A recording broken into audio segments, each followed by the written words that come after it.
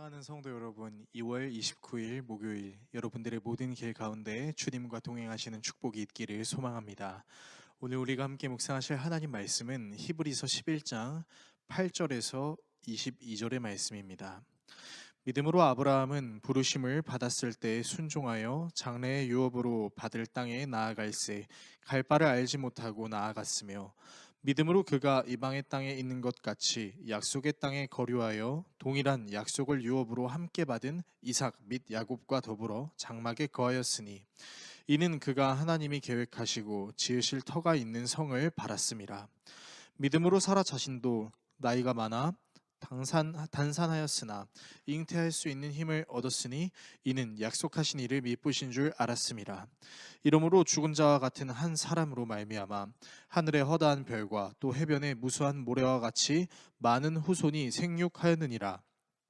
이 사람들은 다 믿음을 따라 죽었으며 약속을 받지 못하였으되 그것들을 멀리서 보고 환영하며 또 땅에서는 외국인과 나그네임을 증언하였으니 그들이 이같이 말하는 것은 자기들이 본향 찾는 자임을 나타냄이라.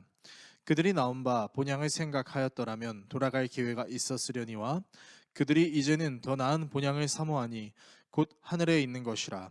이러므로 하나님이 그들의 하나님이라 일컬음을 받으심을 부끄러워하지 아니하시고 그들을 위하여 한 성을 예비하셨느니라. 아브라함은 시험을 받을 때 믿음으로 이삭을 드렸으니 그는 약속들을 받은 자로 돼 그 외아들을 드렸느니라. 그에게 이미 말씀하시기를 내 자손이라 칭할 자는 이삭으로 말미암으리라 하셨으니 그가 하나님이 능히 이삭을 죽은 자 가운데서 다시 살리실 줄로 생각한지라.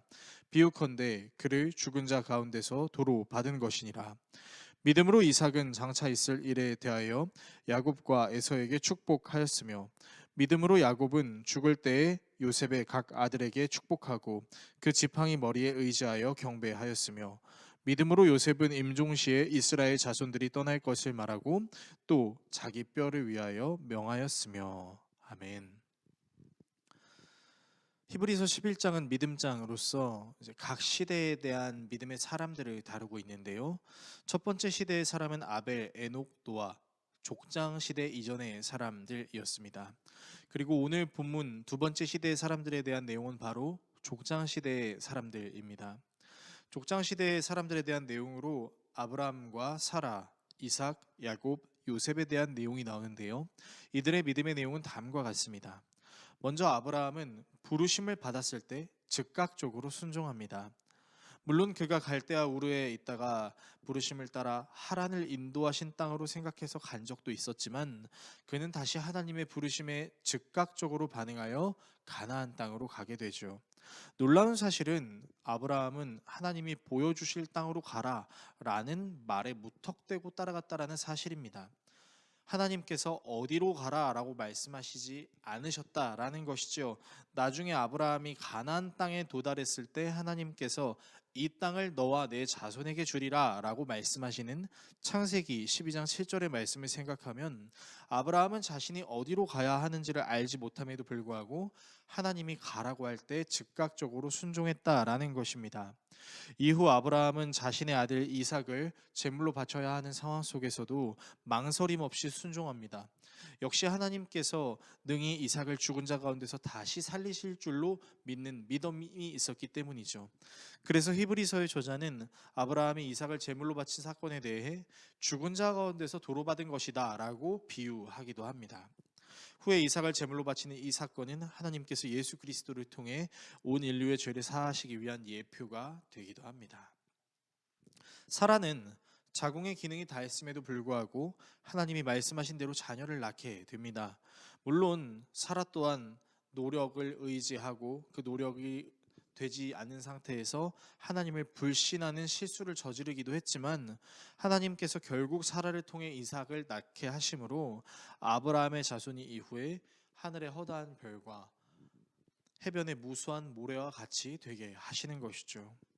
이삭은 자신의 아들 야곱에게 속아 에서에게 주려고 했던 축복을 야곱에게 주지만 그 축복을 철회하지 않습니다. 에서와 야곱이 리브가의 뱃속에 있을 때 이미 하나님께서 말씀하신 그 말씀을 기억하고 그 말씀대로 된 것을 이삭이 알았기 때문이죠. 야곱 역시 요셉의 아들 므낫세와 에브라임을 자신의 뜻대로 사회의 규정대로 축복하지 않고 하나님의 믿음으로 축복하며, 요셉도 이미 자신의 조상 아브라함에게 하나님께서 미리 말씀하셨던 애굽에서 종살이하게 될 것이라는 것을 생각하며 그 출애굽에 대한 내용을 기억하며 이스라엘 자손들에게 떠날 것을 얘기하고 자신의 뼈에 대한 내용도 이야기하는 것입니다.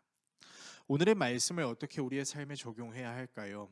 아브라함도 사라도 이삭도 야곱도 요셉도 모두 하나님의 말씀에 반응하는 사람이었습니다.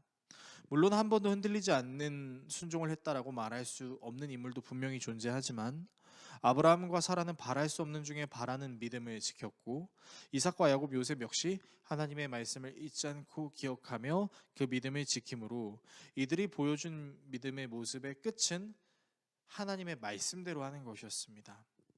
즉 이들은 하나님을 하나님으로 믿는 믿음을 지켰다라는 것입니다. 하나님을 하나님으로 믿는다는 게 무슨 말일까요? 말 그대로 하나님을 하나님으로 여기는 것입니다. 우리는 입술로 하나님이 전지하시다, 전능하시다, 무오하시다, 불변하시다, 영원하시다, 편재하시다, 완전하시다 라고 고백합니다. 하지만 정말로 우리가 고백한 대로 하나님을 그렇게 생각하느냐라고 물었을 때는 그렇지 않은 경우도 분명히 있다라는 것입니다. 믿음의 선진들도 완벽한 믿음의 모습을 보이지 않았지만 그들의 믿음의 끝은 하나님을 하나님으로 여기는 것이었습니다. 이런 믿음의 선진들의 본을 기억하며 우리 역시 하나님을 하나님으로 여기는 참된 경외를 기반으로 한 믿음을 가져야 할 것입니다. 우리 모두가 우리의 입술로 고백한 그 하나님을 온전히 믿을 수 있는 믿음을 갖도록 하나님께 구하고 성령이 주시는 은혜로 하나님을 하나님으로 여기는 믿음으로 살아갈 수 있기를 예수 그리스도의 이름으로 축원합니다. 기도하겠습니다. 우리를 사랑하시는 하나님, 하나님에 대한 이미지를 내 생각과 감정으로 정의 내리는 것이 아니라 성경이 우리에게 이야기하는 대로 약속을 지키시는 하나님, 모든 것을 아시고 가능하시며 영원하시며 불변하시고 오류가 없으시며 완전하신 그 하나님을 그 하나님대로 믿으며 나아가는 우리 모두가 되게 하여 주십시오.